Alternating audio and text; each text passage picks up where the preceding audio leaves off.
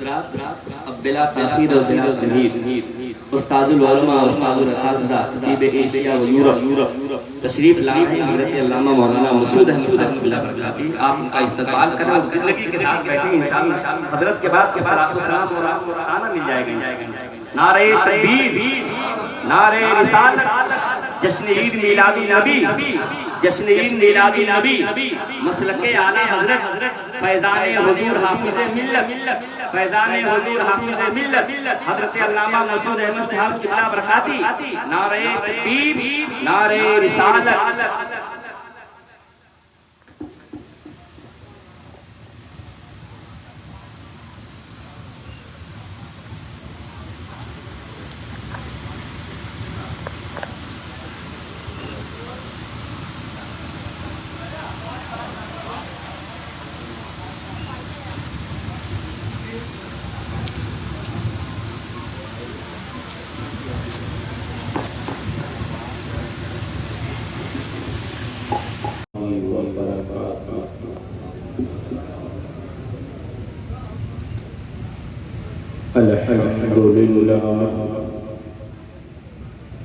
الحمد لله نحمده ونستعينه ونستغفره ونؤمن به ونتوكل عليه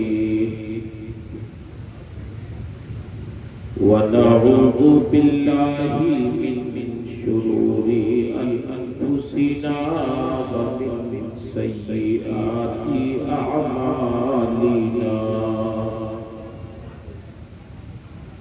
من يهده الله فلا مضل له ومن يضلله فلا هادي له. ونشهد أن لا إله إلا الله وحده لا شريك له. ونشهد أن سيدنا ومولانا محمدا عبده ورسوله صلى الله تعالى عليه وسلم. أما بعد فأعوذ بالله من الشيطان الرجيم. بسم الله الرحمن الرحيم.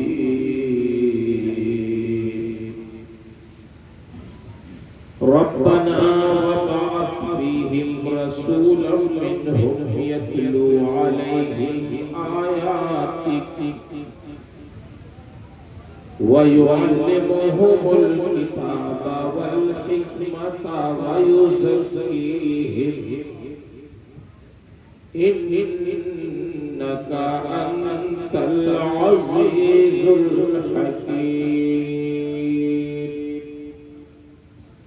آمنت بالله صدق الله العظيم وصدق رسوله النبي الأمين الكريم. ونحن على ذلك لمن الشاهدين والشاكرين. والحمد لله رب العالمين. انتہائی عقیدت و محبت اور احترام کے ساتھ بارگاہ رسالت مآب صلی اللہ تعالی علیہ وسلم نے درود شریف کا نذرانہ پیش کیا.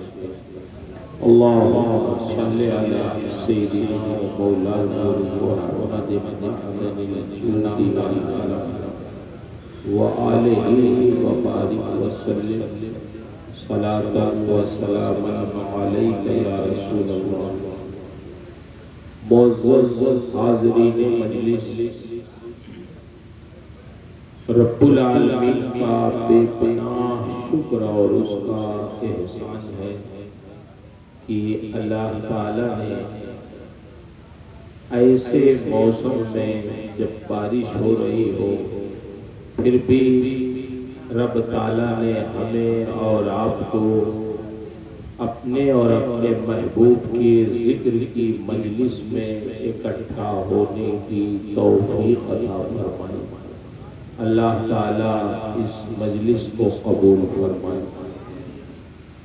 میں نے دیکھا کچھ ہمارے بھائی بھیگتے ہوئے اس محفل میں شرکت کے لیے آئے، اللہ ان کا آنا قبول فرمائے اور ان کی برکت سے پوری مجلس کو اللہ قبول فرمائے۔ یہاں سے اٹھنے سے پہلے اللہ ہم سب کی مغفرت فرمائے۔ آپ اچھی طرح جانتے ہیں کہ یہ مجلس ہمارے محب گرامی وقار الحاج صوفی بشیر صاحب مرحوم کے صاحبزادوں نے، ان کے گھر کے لوگوں نے بڑی محبت سے منعقد کی۔ اس سے پہلے جب منعقد ہوتی، ہر سال ہی قریب مجلس منعقد ہوتی تو حاجی بشیر صاحب پر خود بنفس نفیس حاضر رہتے۔ ہمارے قاری صاحب نے بہت اچھی نظم پڑھی ان پہ کہ واقعی بہت مہمان نواز تھے۔ اس راستے سے کبھی گزرنا ہوتا تو بغیر یہاں رکے پانی پیے، کچھ ضیافت کیے، کچھ کھلائے وہ جانے۔ اللہ نے بڑی خوبیاں انہیں عطا فرمائی تھی، اللہ انہیں غریب رحمت فرمائے، ان کی برزخی زندگی کو بہتر سے بہتر بنائے اور جنت الفردوس میں اپنے جوار رحمت میں جگہ عنایت کرے۔ اللہ کا شکر ہے کہ اللہ نے ان کے بچوں کو حافظ صاحب، حافظ ارشاد صاحب، مولانا آفتاب صاحب اور جناب عرفان صاحب اور ممتاز صاحب، ان بچوں کو اللہ نے بڑا اخلاق مند بنایا۔ اور میری دعا ہے اللہ ان سب کو محبت کے ساتھ رکھے اور حاجی صاحب کے نقش قدم پہ چلائے۔ بارش کے موسم میں حالات کیسے تھے، لیکن انہوں نے پنڈال کتنا اچھا لگایا کہ بارش میں واٹر پروف ہے، بیٹھے آپ اور ہم لوگ کچھ کہہ سکیں، سنا سکیں۔ اللہ ان سب کو جزائے خیر عطا فرمائے۔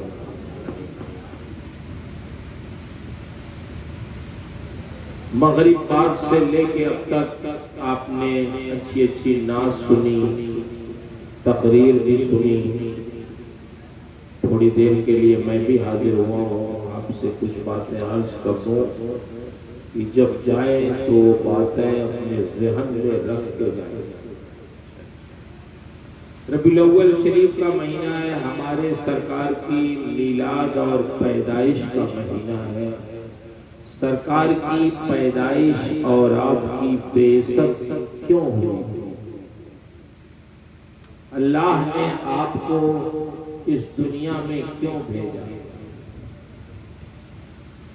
جانتے ہیں اس لیے بھیجا تاکہ ہمارے سرکار اپنے ان امتیوں کو، اللہ کے بندوں کو اللہ سے ملا دیں۔ اسی لیے آپ کی تشریف آوری۔ اللہ کے بندے جو ادھر ادھر بھٹک رہے تھے،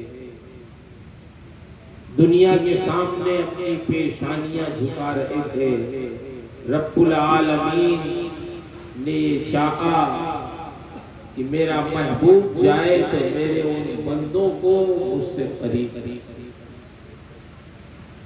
سرکار کی تشریف آوری ہوئی، اللہ کے رسول نے لوگوں کو علم سکھایا، حکمت سکھائی، دانائی سکھایا اور ان کو اللہ سے ایسا قریب کیا کہ حضرت سیدنا عمر فاروق اعظم رضی اللہ تعالیٰ عنہ مدینہ شریف سے جب وہ امیر المومنین تھے، خلیفۃ المسلمین تھے، حج کرنے گئے مکہ شریف،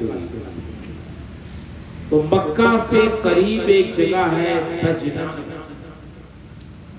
جب وہاں پہنچے تو حضرت عمر اپنی سواری سے اتر گئے، جو ان کے ساتھ تھے ان سے آپ نے ارشاد فرمایا کہ تم لوگ بھی اپنی اپنی سواریوں سے اتر جاؤ، تھوڑی دیر ہم یہاں رکتے ہیں۔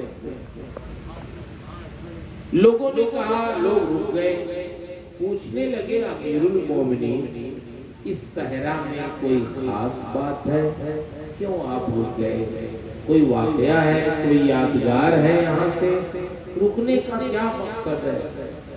مکہ تو بس قریب آ گیا ہے، تو ہمیں اب مکہ پہنچنا چاہیے، خانہ کعبہ کا طواف کرنا چاہیے۔ لوگوں کی نفس تیز ہو جاتی ہے جب مکہ قریب آتا ہے۔ تو حضرت عمر نے فرمایا کہ ہاں یادگار ہے، وہی میں تمہیں سمجھانا چاہتا ہوں۔ کیا سمجھایا؟ بیٹھایا سب کو، فرمانے لگے دیکھو یہی وہ جگہ ہے جہاں میں دور جاہلیت میں جب مسلمان نہیں ہوا تھا تو اپنے باپ خطاب کے چند اونٹوں کو چرایا کرتا تھا۔ میرے باپ کے چند اونٹ تھے، مجھ سے فرماتے تھے کہ عمر تم ایک لائن میں سب کو سیدھا کھڑا کرو، ان اونٹوں کو۔ میرے باپ بڑے سخت تھے، اگر اونٹوں کی نگرانی میں کوئی کمی ہوتی تو چپکے سے کہیں سے دیکھتے اور آ کے میری پٹائی لگاتے، ہر دم میں ڈرتا رہتا۔ تو جب فرماتے کہ اونٹوں کو ایک لائن سے سیدھا کھڑا کرو، تو میں تم سے بتاتا ہوں کہ اس زمانے میں عمر سے اپنے باپ کے چند اونٹ بھی سیدھے نہیں ہوتے،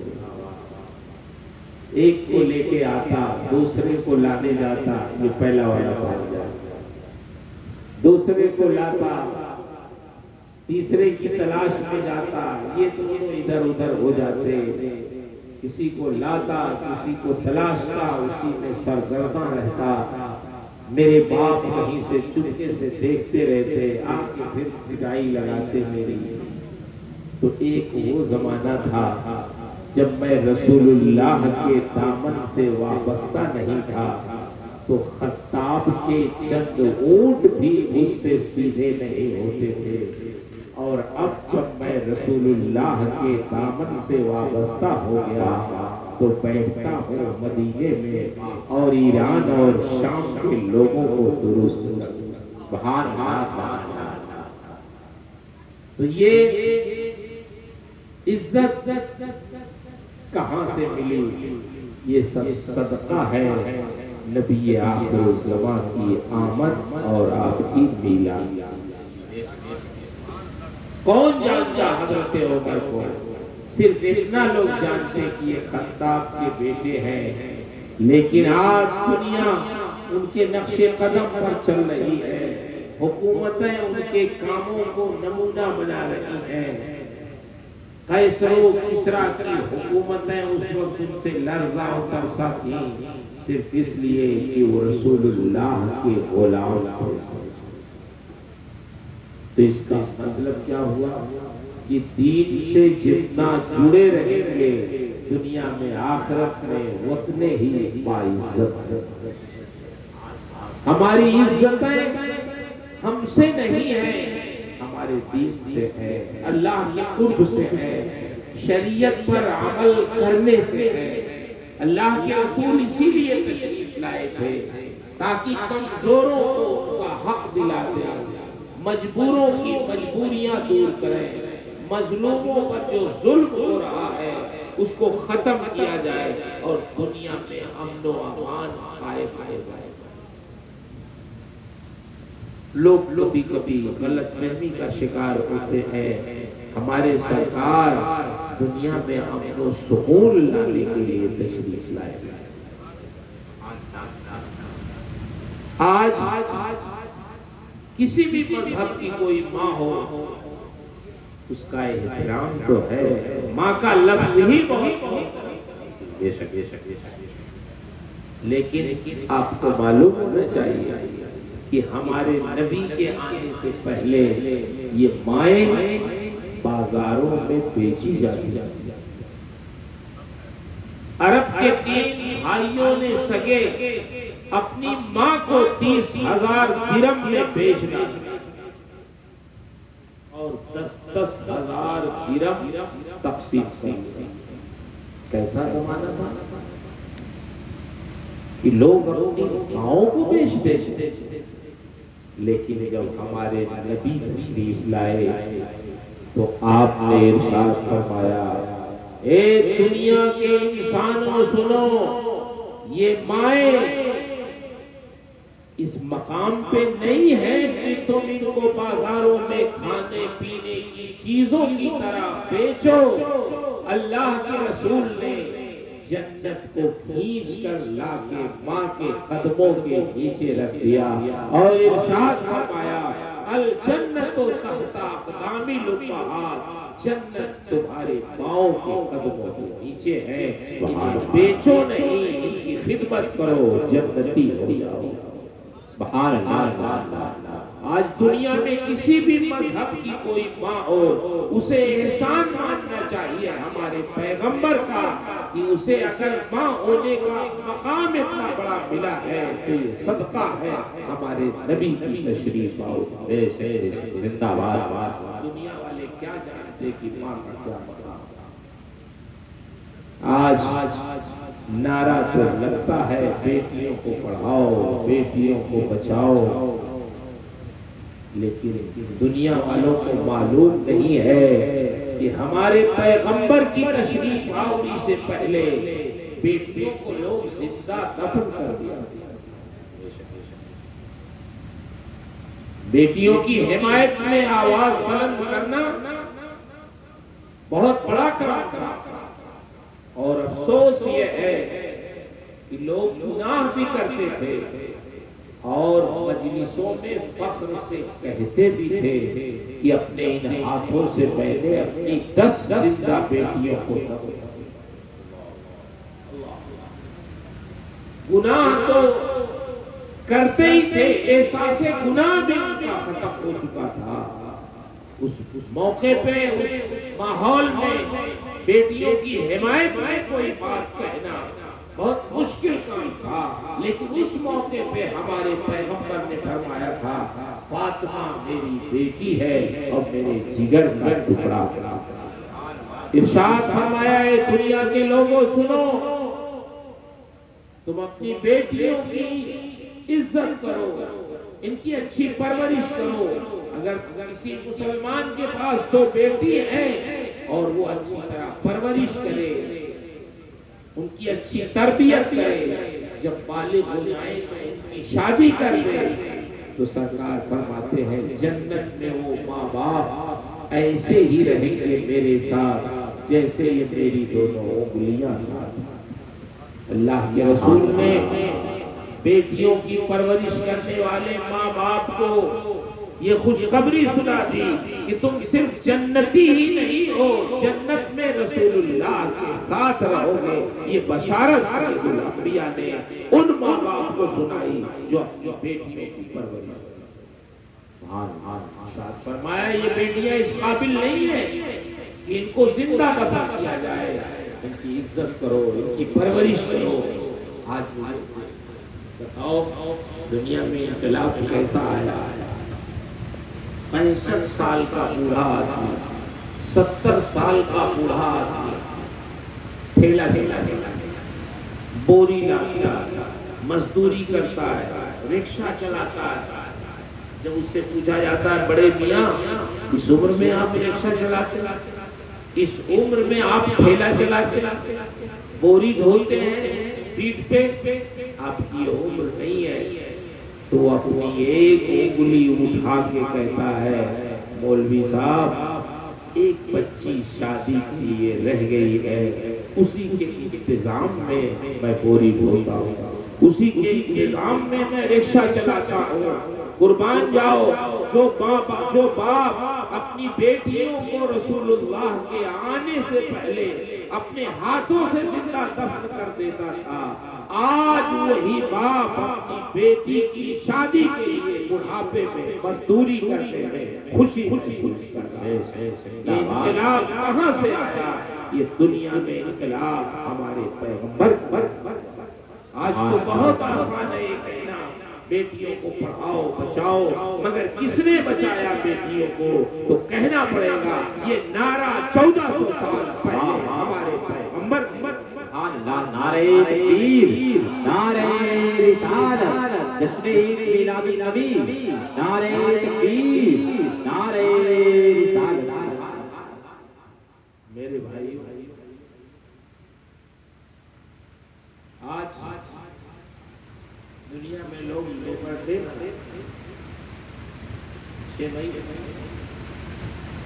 لیبر ڈے یوم مزدور، کہاں سے لیبر ڈے شروع ہوا جانتے ہیں؟ امریکہ میں ایک بہت ٹھنڈا شہر ہے شکاگو، وہاں سے شروع ہوا۔ الحمدللہ وہاں میرا جانے کا اتفاق قریب میں گیا ہوں، بڑی ٹھنڈی جگہ، ٹھنڈک بہت پڑتی ہے۔ کینیڈا سے ایک جھیل آئی ہے شکاگو میں جو 4 مہینے برف پڑ جاتی ہے، لوگ اس میں دوڑتے ہیں، بچے کھیلتے ہیں، وہ 4 مہینے برف ہو کے جم جاتی ہے، اس پہ لوگ چلتے ہیں۔ ایئرپورٹ سے جب میں شہر میں جا رہا تھا شکاگو میں، تو روڈ کے کنارے دیکھا تانتا لگا ہوا لوگ جا رہے ہیں۔ میں نے جو ساتھ لینے آئے تھے میں نے ان سے پوچھا کوئی تقریب ہے، کوئی میلہ ہے، لوگ کہاں جا رہے ہیں؟ تو انہوں نے کہا کہ آج اتفاق سے دھوپ نکلی ہے، اسی کا مزہ لینے جا رہے ہیں۔ ہم سوچنے لگے یا اللہ ہمارے یہاں روز دھوپ نکلتی ہے تو اس کی قدر، یہاں آج دھوپ نکلی ہے تو لوگ اس خوشی میں جا رہے ہیں۔ شکاگو سے ایک شخص کھڑا ہوا مزدوروں کی حمایت میں، اس نے مزدوروں کی حمایت میں آواز بلند کی، تو آج پوری دنیا میں اس کی یاد میں لیبر ڈے منایا جاتا ہے۔ دنیا کے انسانوں تم نے یہ سمجھا کہ مزدوروں کی حمایت میں اٹھنے والی آواز سب سے پہلے شکاگو سے اٹھی تھی؟ نہیں، غلط ہے۔ سب سے پہلی آواز مزدوروں کی حمایت میں 1400 سال پہلے مدینہ منورہ سے ہمارے پیغمبر نے اٹھایا تھا، اور ارشاد فرمایا تھا مزدور کا پسینہ خشک ہونے سے پہلے اس کی مزدوری دے دیا کرو۔ یہ آواز شکاگو سے نہیں بلکہ ہمارے پیغمبر نے دنیا کے لوگوں اگر تمہیں لیبر ڈے منانا ہی ہے تو ہمارے نبی کا میلاد مناؤ، لیبر ڈے ادا ہو جائے گا۔ اس لیے کہ مزدوروں کے سب سے بڑے حامی ہمارے پیغمبر۔ زندہ باد میرے زندہ باد۔ اللہ کا شکر ہے کہ آپ نبی کی میلاد میں بیٹھے، ہمارے نبی کا لایا